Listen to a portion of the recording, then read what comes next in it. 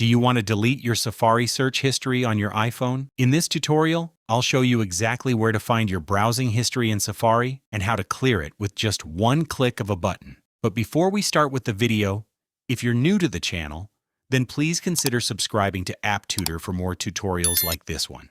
I'm going to open my Safari browser, and we can then view our history page by tapping the three dots at the right side, then Bookmarks, and your history will be located at the right.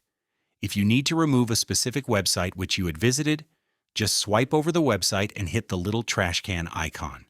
But if you need to delete all of your history, then exit this and open your settings on iPhone. Go all the way down towards the bottom until you find the Apps section and open it. From this list, open Safari and then locate this button called Clear History and Website Data.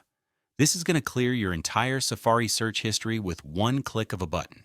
Thank you for watching this video, everyone, and I will see you in the next one.